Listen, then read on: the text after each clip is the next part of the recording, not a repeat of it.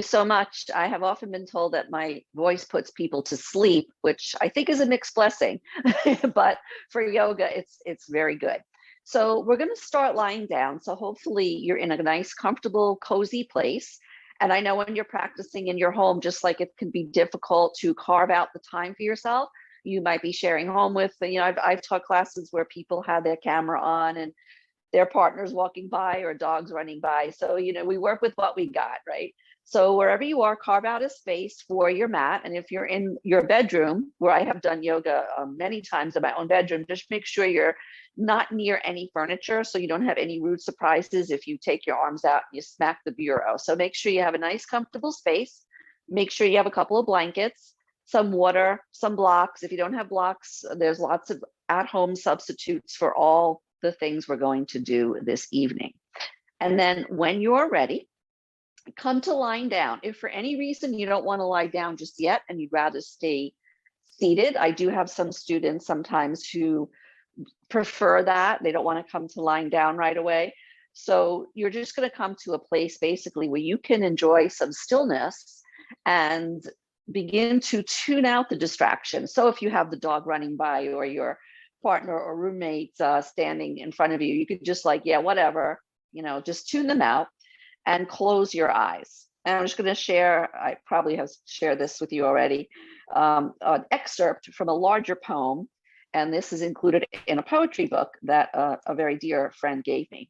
And the excerpt is called, and the poem is by Rosalie Moore. And this small section of a longer poem, from what I know, is called Cats Sleep Fat. Cats sleep fat and walk thin. Cats, when they sleep, slump. When they wake, stretch and begin over, pulling their ribs in. Cats walk thin. Cats wait in a lump, jump in a streak. Cats, when they jump, are sleek as a grape, slipping its skin. They have technique. Oh, cats don't creak, they sneak. Cats sleep fat. They spread out comfort underneath them like a good mat, as if they picked the place and then sat, and then sat. You walk around one as if he were City Hall after that. So one of the things I like this poem, besides the fact that I love kitty cats, is that it talks a little bit about how cats are great yogis and they have the ability to be both sleek and powerful in their movements, but super, super calm when they're not moving. So if you haven't done your sleeping cat position yet, do come to lying on your mat and use your mat as a way to sense more about what you can learn about your body as you start your practice. You could just lie on the mat, just take a blanket under your head if you need it. You can have your legs straight out for a moment if that's comfortable for you, and notice what feedback you get from the mat. So we have these large areas, our head, we got our big head, big old head, right? And our head is on the mat. So notice if the center back of your head is on the mat, or if you tend to habitually be a little turned on the head. And then we have the neck, which hopefully really isn't touching the mat because that's curving away. And then we have this whole mass of our shoulder girdle, our upper back, and our mid back. See how that mass area meets the mat. Notice if you could feel your shoulder blades digging into you. If you feel there's a lot of weight on your upper back and the mid back, which ideally is down, if that's floating up in the air, notice that. And then bring your awareness to your low back curve. Ideally, the low back curve should be from the belly button down. It shouldn't go up above the belly button. But with many of us, to be included, most of the time when I lie down, if I haven't done some yoga or movement first, I have this really huge low back curve. So just notice those things, because this way we could see if the things we do within the hour that we have, maybe make some changes there, as well as just make us feel good overall. We might actually make a little nice shift in the body. So bend your knees and stay lying down. Sometimes when you're lying down, I'll lie down to show you, but sometimes when I think your teacher is lying down, it's hard to see. And also I tend to lift my head up a little higher so I can see the computer screen a little bit better. But if you don't need a blanket under your head, I would recommend just letting your skull come down to the mat. Take your feet as wide as the outer edges of your mat. And if for some reason you're practicing on a rug and you don't have a mat, so you want your feet wider than your outer hips. And you're going to start very easily tipping your knees back and forth from side to side. When we get there, we're not there yet. The first movement we're going to do is a twist, a fairly passive twist, but we still want to be very mindful that it feels okay. Then let your legs kind of get into this a little more, this swishing back and forth. And even here, notice what you notice. When the knees come to one side, what do you feel? Do you feel a lot of your other side lifting up? Too much is too much. So you want to be mindful of that. And eventually, you're going to let your knees tip over to your right. Pause there. If it feels okay, you could just stay here for a few minutes.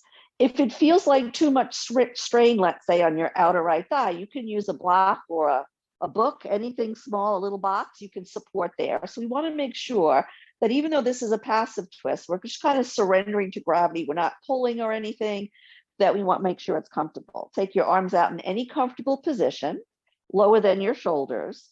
And if it's comfortable, slowly turn your head to the opposite side. So if the knees are spilling over to the right, your nose is going to be over to the left. So imagine that your left ear has kind of a weight on it, maybe like 1/2 of an earmuff. So nice and cushy and warm on your ear. And there's a little weight to that. And that weight is inviting your head to surrender a little more without any effort from you. So you're not trying to turn your head more or pull your ear down. Just let your body surrender. Same thing with that right leg.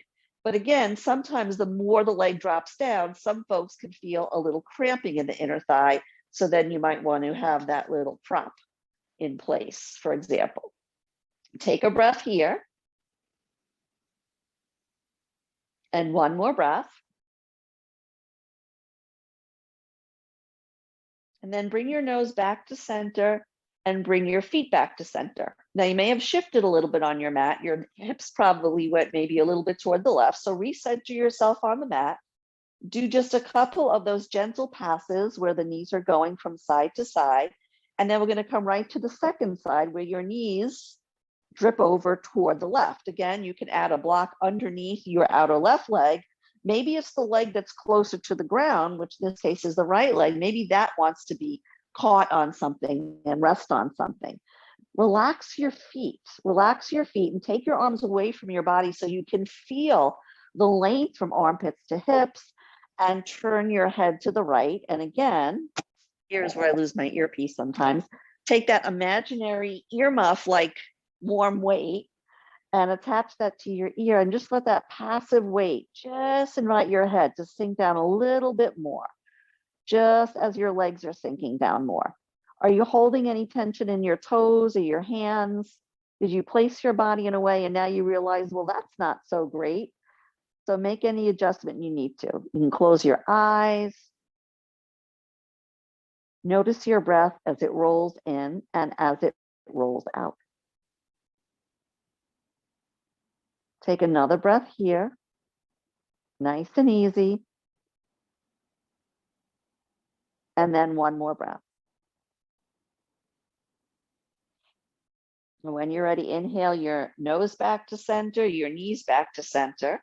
Take any props that you had out of the way and have your feet wide, feet light to the mat, pause. So we just completed a twist. And we're going to do a similar movement, but not the same. And it's just going to be a passive side body stretch. So now keep your left knee. Let's see. Yeah, let's do it this way. You can see better. Keep the left foot down and the left knee pointing up.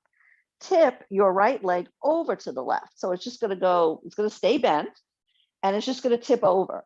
Don't drop the leg over because then you'll be twisting. And we just did that. We want to keep the left leg up. You could rest the right leg on the left leg. You could move the left leg out of the way if the right leg tips in more.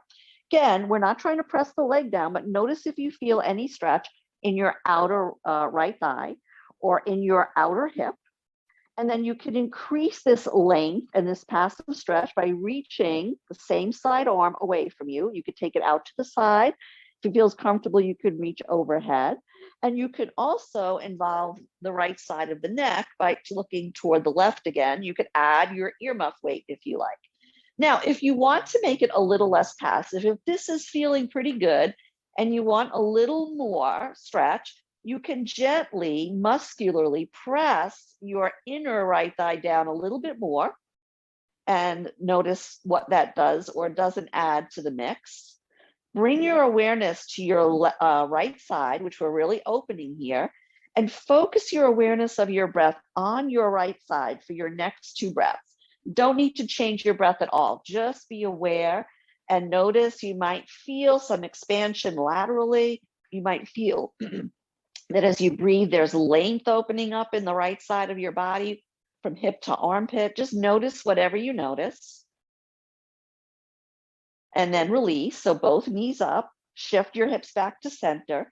Second side, keep your right foot to the mat, knee up, tip your left leg over toward the right. And again, make sure it's comfortable. So if you get any kind of cramp in your legs, either leg, adjust the movement as necessary. So we're on the sole of one foot and the inner edge of the other foot. You might notice just by tipping your leg in, you have some stretch in the outer thigh, outer hip, places we like to get a little opening. We move around a lot. We walk, get a lot of tightness there. And then you can add to that length along your left side by taking your left arm away from the body in any way that is comfortable. So we're not trying to reach it and strain or anything like that. Let your left arm come down, and then you could turn your head toward the right. So the left side of your neck and shoulder can also receive a little opening and length here.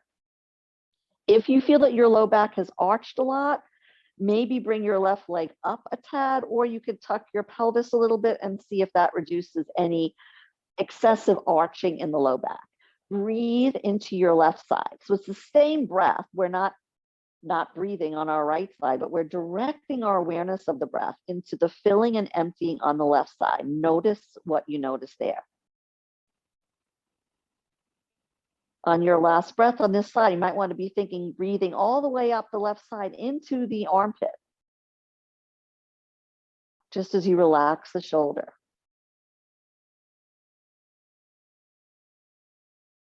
And then when you're ready, slowly release. Bring your head back to center, back of the skull down now. And then pick your knee up and walk your feet toward each other. So we're going to do one more thing here. We're going to do an active but subtle back bending series of bridge poses. So for bridge, you can use a yoga block just really as a spacer bar, because when we do bridge, our knees tend to splay out. We want to keep our knees in line. So a prop like this, or a lightweight book, or kind of even an empty box, an empty lightweight box will work. It can be very uncomfortable for some of us to have a blanket under the head when we do bridging. When we do bridging, we stretch the back of the neck. So having your head artificially high can block that stretch. However, if your back, all our upper backs are curved backward slightly, but if you have a bigger curve there, chances are you do need the blanket under your head to be comfortable. So come to lying down and take your block, set your feet roughly parallel, narrower than your outer hips, and take the block in between the soft tissue of your thighs. So I don't like to, some people pin it between the knees. You can do that if you want, but I think it's safer to have it on a fleshy part rather than on our inner knees. We might be getting into some connective tissue. Bend your elbows and keep your arms pretty close to your body. And just without even lifting, pull your upper arms down into the mat. Notice that just that might give you a little sense of lifting in your chest. And that's one of the things we're trying to get in bridge. Have your lower arms vertical, fingertips reaching up to the ceiling. There are different arm variations. This isn't the classic one. So if you're used to using a different arm position, feel free to do what works for you. Hug your block with your legs just enough so that it doesn't fall down. So we don't want to create undue tension in the legs. And when you're ready, Draw those upper arms down, relax your head, surrender the head to gravity, suction cup your feet to the mat, and lift up into your first bridge. Exhale here, inhale again, and as you exhale, slowly lower down. Good. We're going to do that again. You can change the arm position anytime you like. As you inhale, draw your upper arms down, make sure your back feels nice and broad, push into your feet, lift up your backs of your thighs. You want to fire up the muscles in the backs of the thighs. Imagine that your knees are reaching to the wall opposite you. If you feel that your back is really arching a lot, you want to lift your glutes up a little bit more and firm up the lowest part of your glutes. You probably were there for at least a breath. And when you're ready, slowly calm down. Now, if you were using a prop to keep your legs behaving, take the prop out of the way and see if you have a memory of where your legs were and how the block prevented your knees from splaying.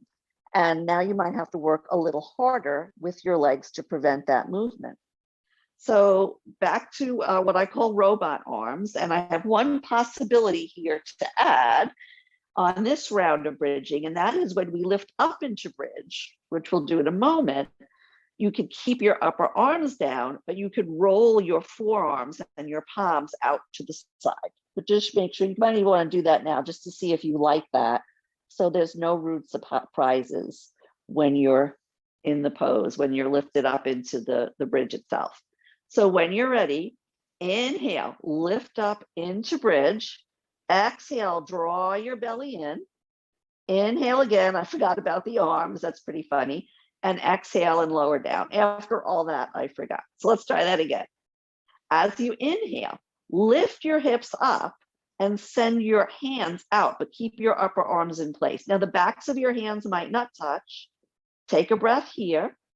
Notice if you feel you have to work harder, if the arms are not giving you enough support. So then you'll know not to do this variation on the next one. And as you exhale, lower your hips, bring your arms back together. Let's try two more like that. And again, I know I repeat myself, but I want to make sure you know that you don't have to follow my arm. And you can keep your arms straight down. So as you inhale, lift the hips up. Don't splay your knees, but splay your arms. Exhale, hips down, fingertips pointing up. Inhale, lift up into bridge, take your arms out to the side. Exhale, come back to the start position, rest your hands on your belly, take your feet a little wider and rest your knees together. Notice how you feel. One more bridging and then we will have completed already a twist movement and a stretch movement and a back bend. So now bring your feet as wide as the outer edges of your mat if you like. And again, you could do the more traditional arms down by your side. And remember, when you do that, when you lift up, some people can take their arms underneath them. Sometimes I find that in the beginning of a yoga class a little hard for the shoulders, but you can certainly do that if that is your preference. I'm going to keep this fancy pants arm thing that I have going today. As you inhale, lift the hips up and take the arms out wide. That is your lower arms, your hands. And stay in the bridge for a few minutes, a few breaths, changing your arm position as you need to. Find your feet on the floor, press down there. Find your calves, imagine that they're not gripping, they probably feel like they are, but imagine they're very soft and they're sliding down toward your heels to weight your feet down. Stretch your knees to the wall opposite you. If you feel that your butt's starting to sag and you can't keep up, it might mean that you need to come out, or maybe you just need to take a little tuck and use a little more work from your glutes. So when we're in bridge, our hips, in a sense, we're trying to keep the inner hips drawing toward each other. And then with the arm movement, we're adding this widening. And I like that contrast. But of course, you could keep your arms in robot or another variation. And then when you're ready, lowering everything down and rest your inner knees together. Pause here, close your eyes if you like, especially if you have a big light in your face overhead. And then just come back to where you started your practice on your mat. If it's comfortable for you, take your legs out again and just scan your body once more and notice, take a small head turn Small head turn from right to left. And notice if the head is moving any more smoothly than it did just about 15 minutes ago. Notice your back. Usually after I do a few movements on the mat, like we just did, I usually feel that my back is a little, my mid back especially, is a little more connected to the mat. So just notice what you feel, and just to see if you made any changes with the work that you did. And then when you're ready, place your feet down on the mat again, bend your knees, shift your hips to one side, roll over to the other side, pause there. As you're shifting between these orientations, if you're sensitive, you can get a little lightheaded. So just move very slowly and deliberately like a cat. Place your top hand down and use that to start lifting yourself up. And just for a moment, come to sitting. Come to sitting. Cross-legged or another seat. Relax your shoulders away from your ears and just pause here. Let's do a little stretching for the arms. Interlace your fingers, look down, put your left pinky on the bottom. And when you do that, your right thumb will probably be on top. But if it doesn't, get it there. Left pinky on the bottom, right thumb on top. And then push your hands forward. And again, during this series, make sure that you don't overdo. And also, imagine you had a mat behind you. So remember when we were on our mat, we checked that the back of our head and our upper back and our hips were all meeting that mat. Imagine, this might be kind of spooky. You have a spooky mat that is attached to you in the back. Is your head touching the mat? I'll show you what I mean from sideways. So if we're like this, the only thing that would be touching the mat is my upper back. So you want to sit nice and tall and try and line up the back of your skull and the back of your upper back and your rib cage. And then as you start taking your arms up, notice two things. If you tend to lose contact with the invisible vertical mat, then you need to adjust. So you don't want to sag the chest down and close up space in the front of the spine. So you might end up here, you might end up with your arms overhead, whatever feels good. And just keep, and you might need to bend your elbows, but just sit nice and tall and find that same vertical quality as you would if you were lying down on the mat. And then turn your palms to face you and switch. So now take your right pinky on the bottom, and that's going to bring your left, what is that, thumb on top. And you can change the cross of your legs or change your seat altogether. Press your arms forward. You might notice one side is harder. And what would be harder? Harder to stretch your arms. It might be harder to keep yourself vertical. And just breathe your arms up. Remember, like a cat, with very slow intention. Very slow, very sleek. Make sure your sitting bones are still on the mat. Arms do not have to come up to vertical. They do not have to be straight. If the arms are overhead, let the shoulders slide up a little bit. And wherever your arms ended up, take a nice, comfortable breath here. And as you exhale, let that exhale leave you nice and slowly, and see if you can exhale so much that you pause for a moment, empty of breath. And then as you inhale, unwind your arms, stretch your arms out, be mindful of any furniture you might have nearby, bring your arms down, take your legs out, paddle them around a little bit, and then reorient yourself so that you come to tabletop position on your mat. You may want to have a blanket or a towel's work just as well. Something under your knees if your knees tend to be a little sensitive. Some days mine are, and some days they aren't. If you have two blocks, bring them toward the front of your mat. We're going to do some cat-cow variations. You can use the blocks or not, and the cat-cow variation that I usually do is one that is recommended more for people who maybe have a little bit of osteopenia or osteoporosis in the upper back, so you don't necessarily have to do it this way. So in this one, you have your hands a little higher, and again, find your mat. So it's very hard here to line up your head, because especially if you're teaching or if you're trying to keep your glasses on, your head is up. It's like a bird. But see if you can find some alignment, some connection between the back of your skull, your upper back, and your hips. And then as you inhale, take a small, long back bend into your cow. So now you definitely won't have all your curves in line because we're back bending. As you exhale, come to neutral spine, dip your hips back to your heels, keeping your arms long and your neck long. So I'll do a few more like this, and I'll show you some variations if that is of interest. Inhaling and exhaling. I'll do one more like that. Inhaling and exhaling. No blocks, no worries. You can do that same variation, inhaling with your palms down. And as you exhale, as you come back, come up on your fingertips. That's going to help resist a lot of over rounding in the spine. I'll show you that again. Inhaling. So we're moving back and forth with the breath between a forward bend and a back bend. Now I'm in the forward bend. And lastly, the traditional one that most of us were taught, the inhale, the back bend's the same. And as you exhale, it's a very deep rounding. So it does kind of condense a lot in the front of the rib cage. And that's why it's not so great if you have, and if you're mindful of that, you have some osteopenia. If you have osteoporosis in the spine, I definitely would not do this version.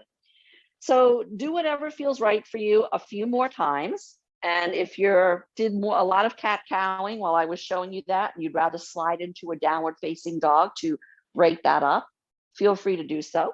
In fact, I will join you or demo a downward facing dog. So you would come to neutral spine, get a really good tuck of your toes. Your feet might be tired at the end of the day. So sometimes I walk my toes forward a few times, and then inhale again, a long, small back bend. And as you exhale, lift up, slide your heels back, and then adjust your feet. You can have them parallel. Maybe you're more comfortable wider.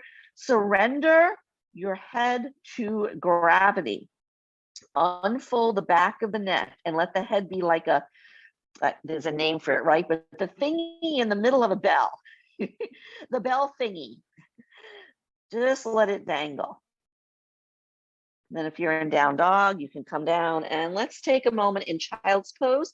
Take your knees wide, bring your big toes to touch, and slide your hips back to your heels. Your hips may not be, if your hips really are very far up and you can't bend your knees very much, you can take padding underneath between your thighs and your bum, if that helps. Or you can also just come forward and fold forward like this.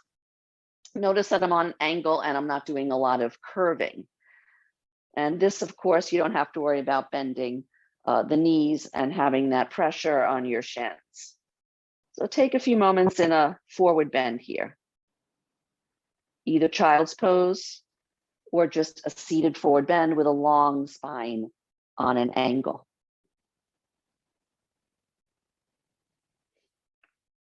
And then when you're ready, make your way to tabletop again. Take padding under your knees if you need it.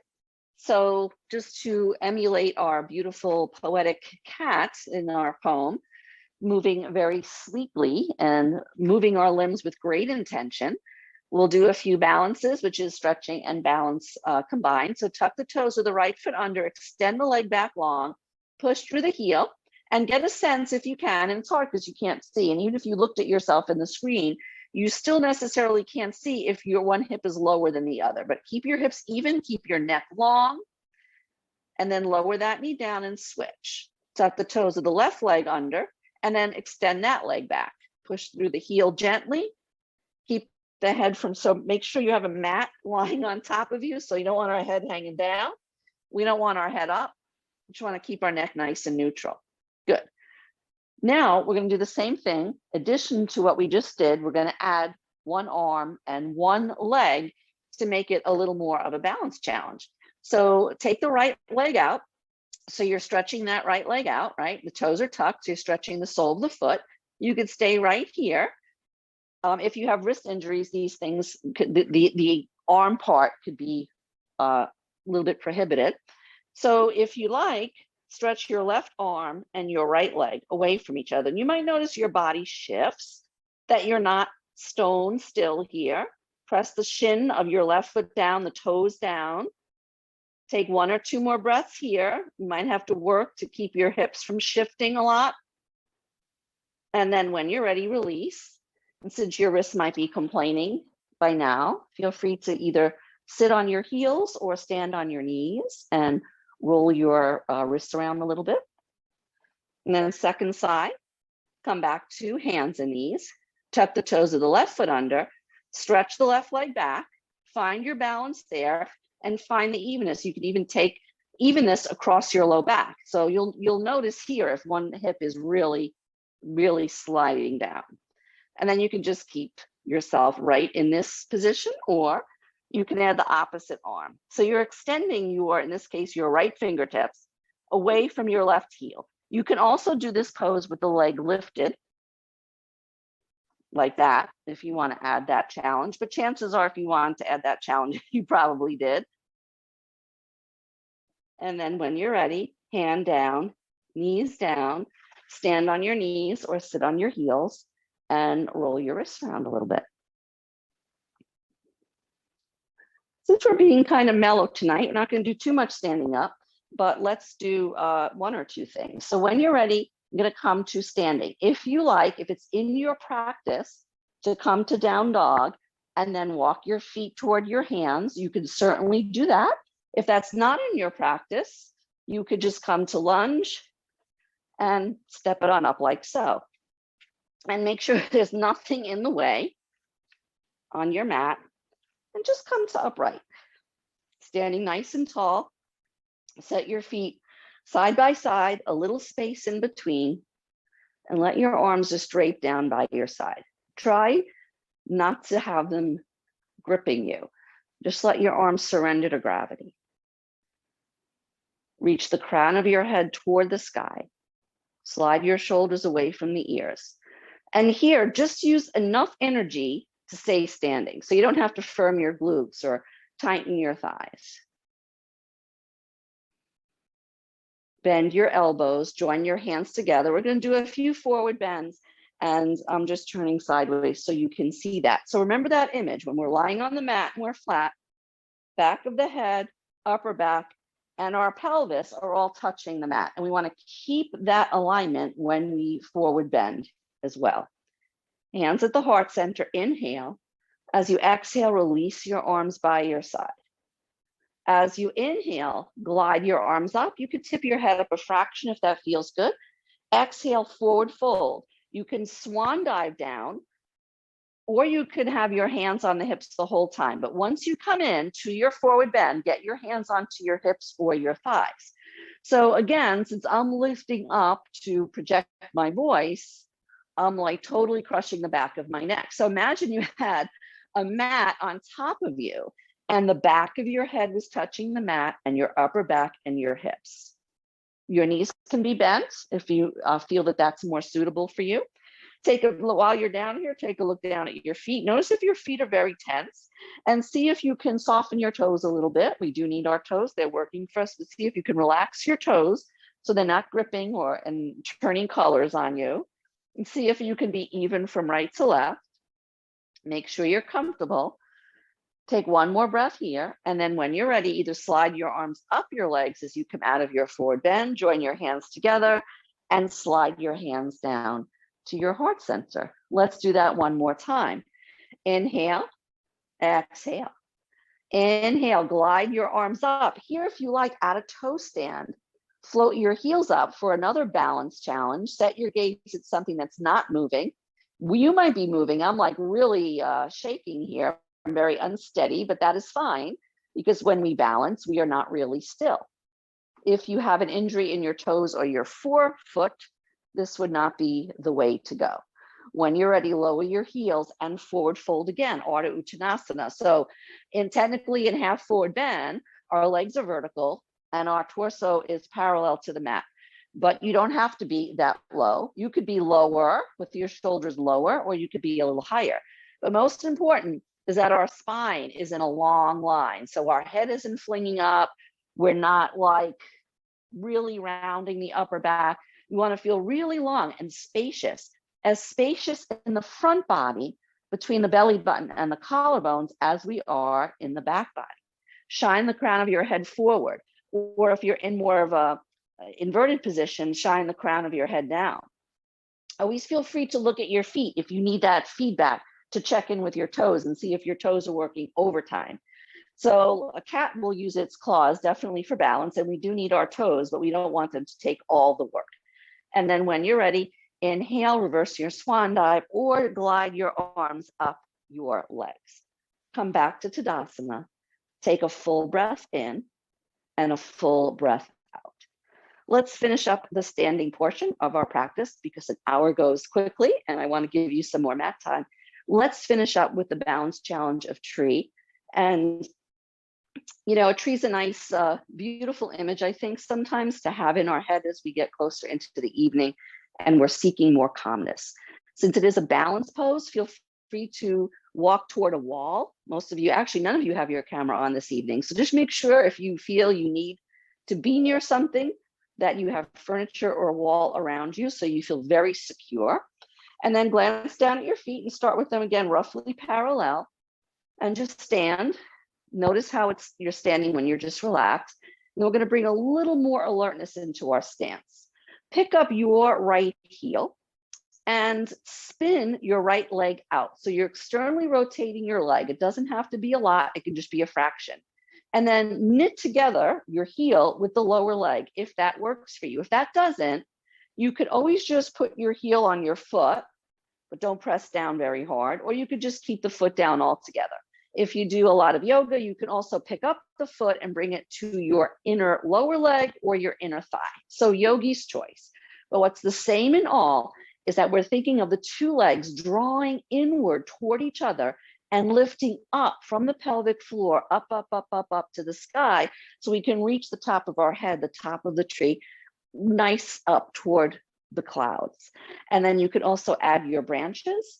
You're going to set your gaze at something that is not moving and that is roughly in your eye line.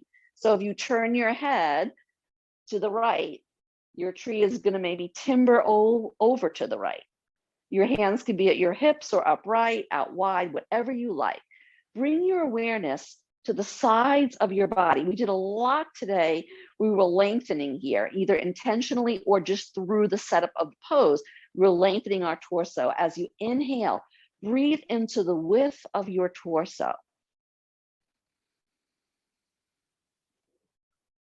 One more breath. Breathe into the length of your torso from the curve of your hip up to your armpits.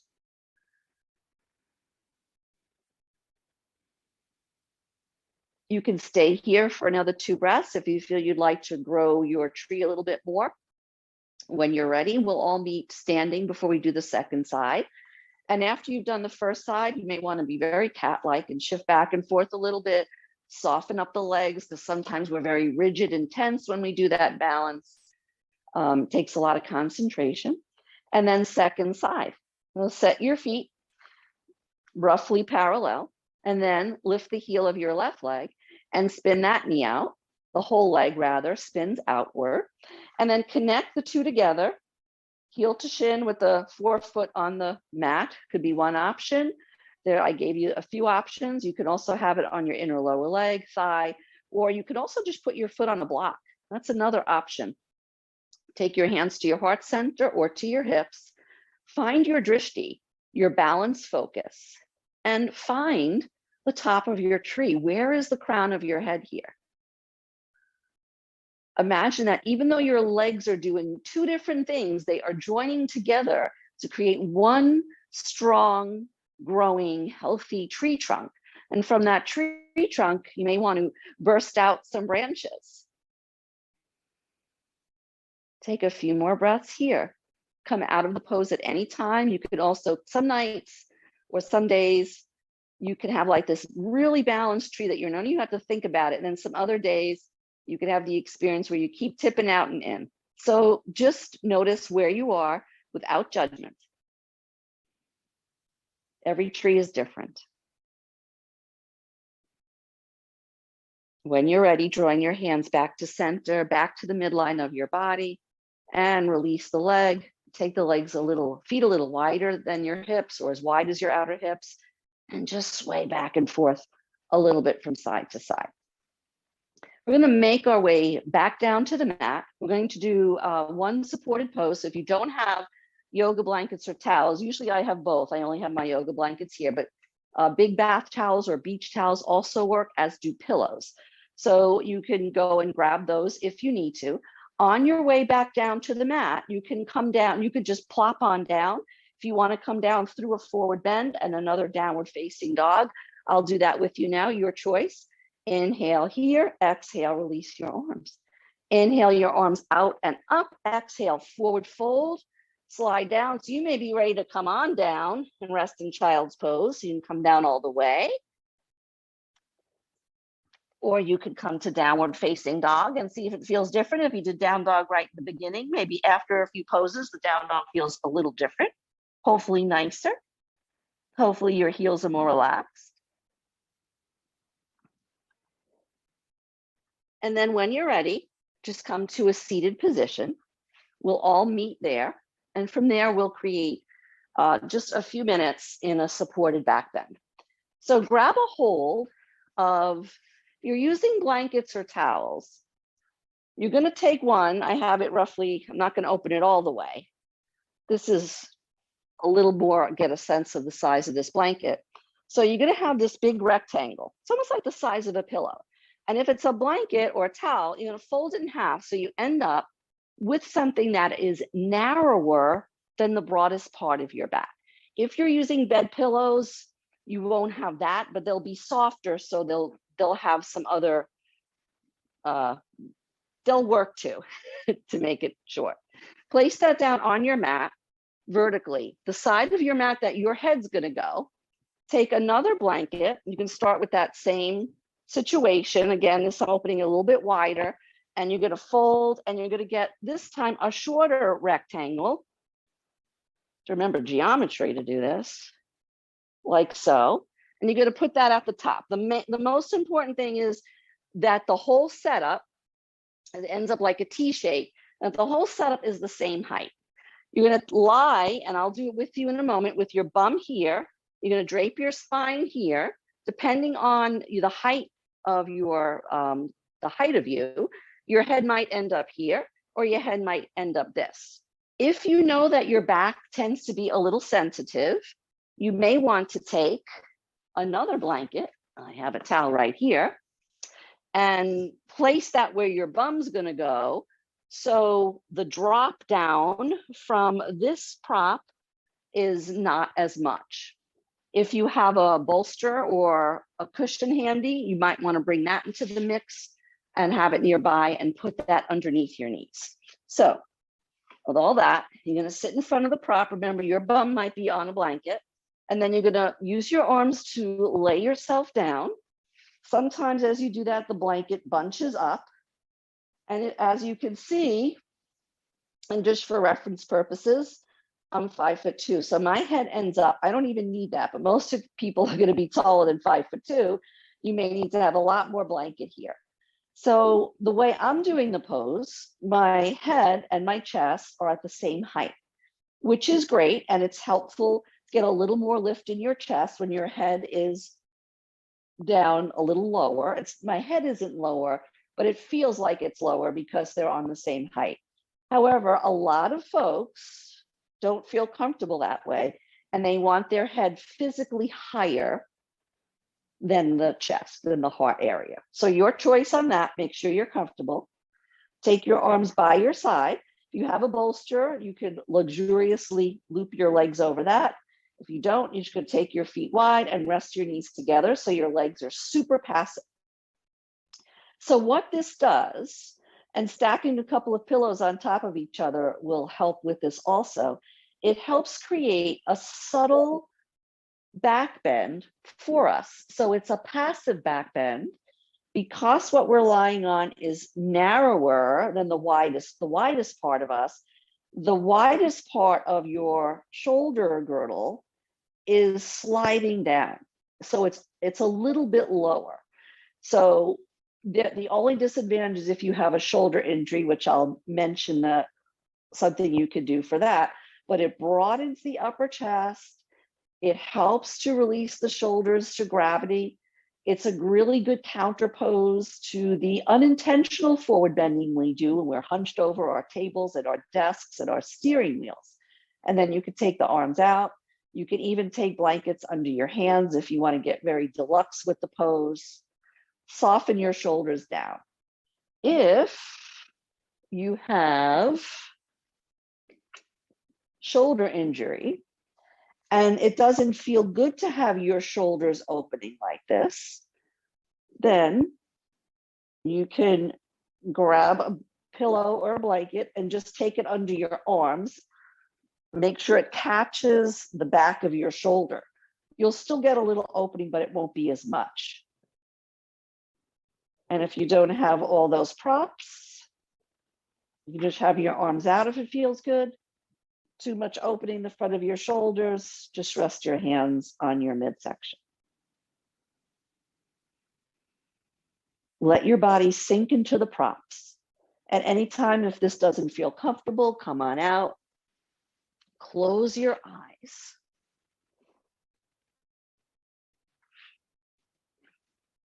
So if you like cats enough to think about them, as we heard in our reading, when they move, boy, they could go from running fast and jumping high to the biggest pile of fluffy mush you ever did see. So in this restorative pose, we're now at the mushy, relaxed cat end of the spectrum. So let your body surrender to the prop. You might only end up with one prop, just one vertical blanket or one vertical towel can create this for you. Take a few more breaths here. As you're in the back bend, bring your awareness to your upper chest. I'll come back into it if any of you need a visual. And again, I want to project my voice a little bit for you. So bring your awareness to your upper chest here. Without force, just take a natural breath, but notice if you feel the expansion in your upper chest.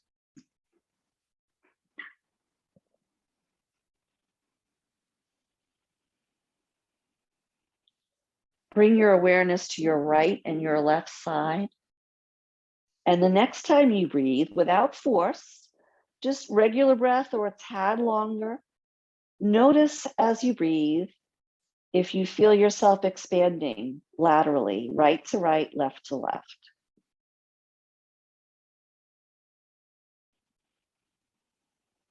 Relax your muscles, relax your jaw, surrender the weight of your head down.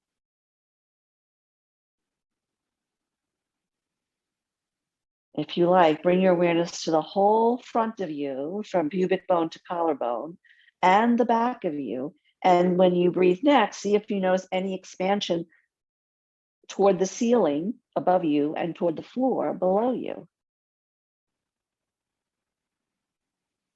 Every time we exhale, we condense a little bit as the body's muscles move to help push the breath out.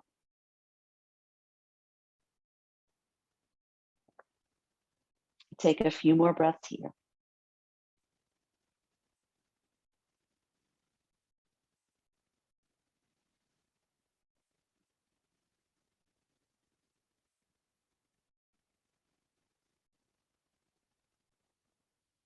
When you're ready to release the back bend, and if you're not, you can stay here longer, but we do only have an hour together, so I just try to make sure we have time for Shavasana.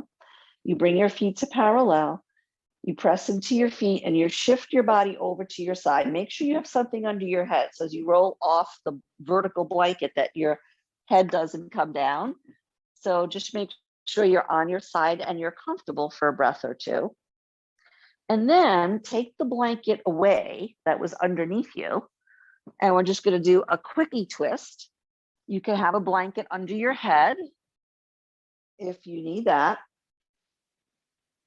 So take your feet wide, like we had in the beginning of class. Inhale. And as you exhale, take the knees over toward the right. Now, we did this twist at the beginning of class. It might feel a little different here. It might feel a little smoother. If you feel you would like to add a bind, pick up your right ankle and rest it on the top of your left thigh, or not necessarily the top side above the knee. Make sure if you do that, it doesn't overarch the low back. And you can turn your head to the opposite side. Take a few breaths here. Relax your feet. Relax your hands. Imagine that weight on your ear, encouraging the weight of your head to surrender, helping to release and calm your neck. By the end of the day, a lot of times we have a pain in the neck. With each exhale, invite your belly to soften without judgment.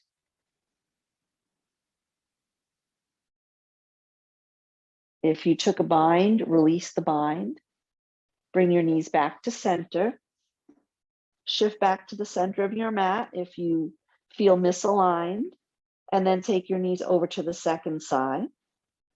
So you can just let the legs surrender to gravity. You can add the props underneath them like we did in the beginning of class, or you could add the bind, picking up, in this case, the left ankle and foot, and just gently placing it on the outer right leg. And just that invites a little more twisting action, but make sure it feels okay. It's not necessary to make the twist effective. And then turn your head in the opposite direction of your bent knees.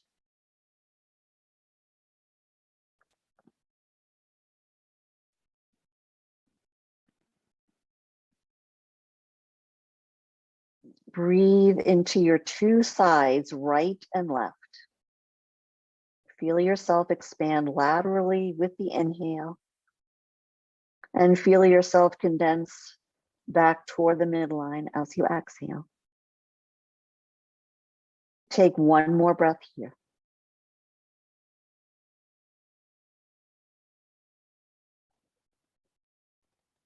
When you're ready, release the twist. Make sure you have everything around you that you'd like for Shavasana.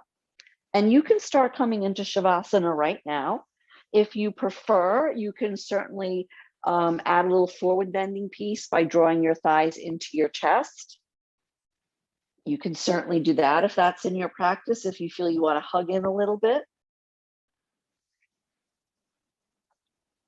You can also inhale your thighs away, kind of peekaboo open, and exhaling, draw them in,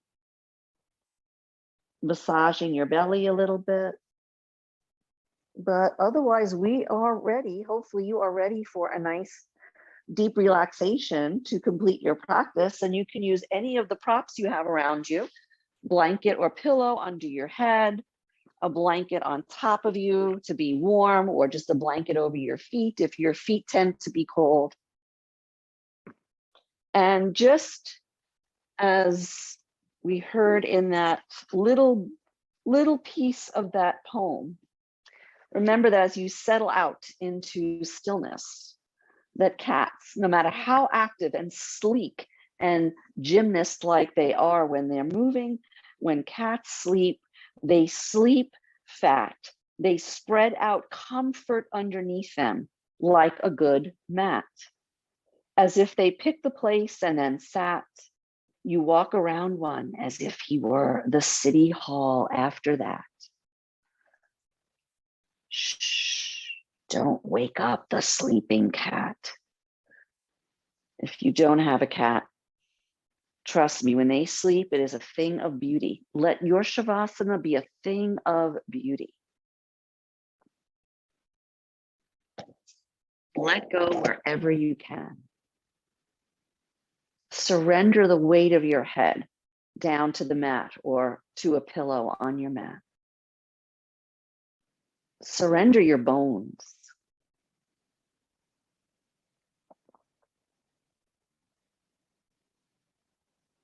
Relax your muscles. That will also help to surrender your bones, because it's the muscles that move them around. Otherwise, they're just hanging out. They don't do anything. Invite your muscles to soften like butter melting and spreading in a pan, getting softer and softer, and allowing your body to literally take up more space. Like a cat, the skinniest cat looks like a big old fluff ball. You don't have to be flat on the mat. You can have your knees bent and your knees resting against each other in a triangle shape. You can loop your legs over a bolster if you have one, or over a few blankets. Take your arms, separate them if you can, so you're not holding your hands and perhaps creating some muscular energy there. Let your energy go. And just for the next 5 or so minutes, you don't have to worry about the time. I'll take care of that. Just let yourself sink into beautiful stillness.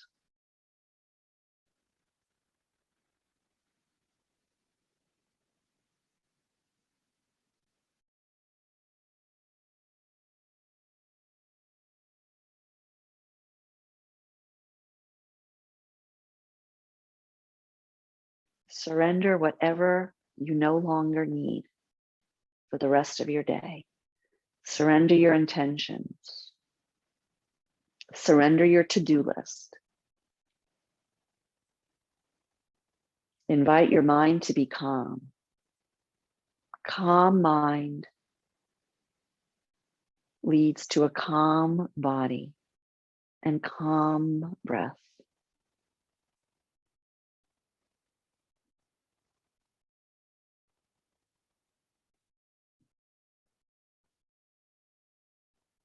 Continue asking your muscles to do absolutely nothing. Relaxing your legs, your arms, your fingers and toes. Calm body, calm mind, calm breath.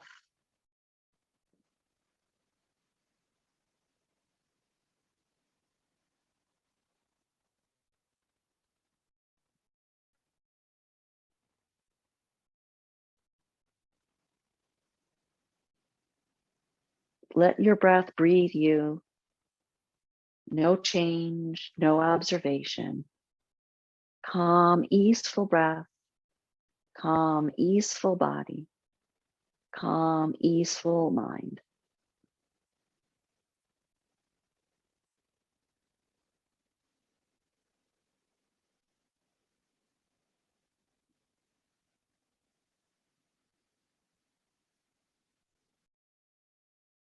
Give yourself an evening gift of a few more minutes of stillness.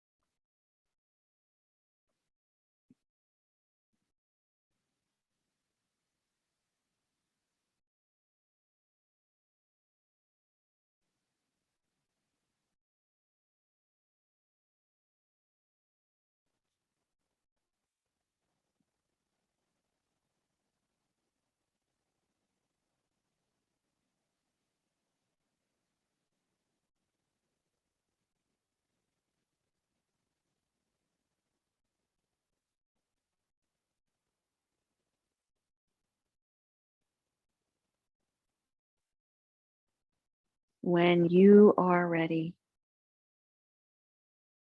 Bring your awareness back to your breath. Notice your breath as it rolls in and as it rolls out.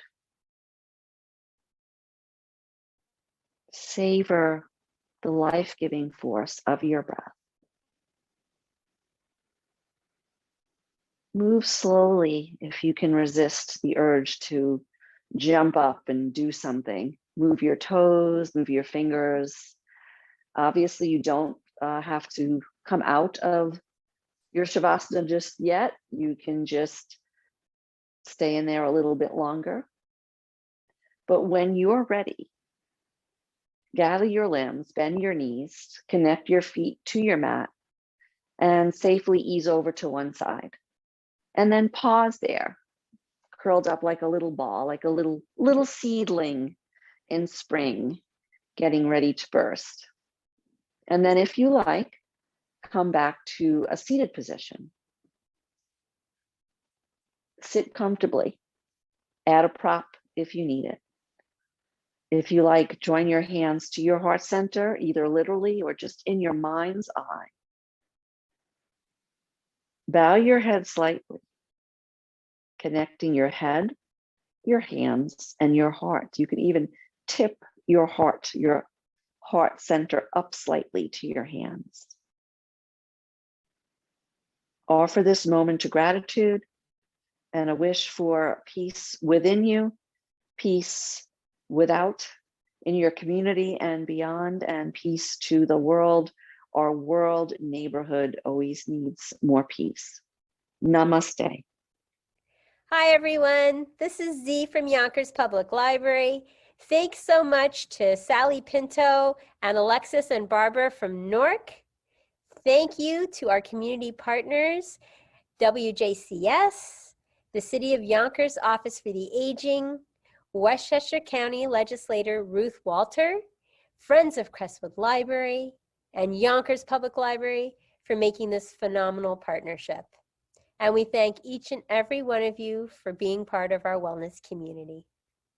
Be well, stay well.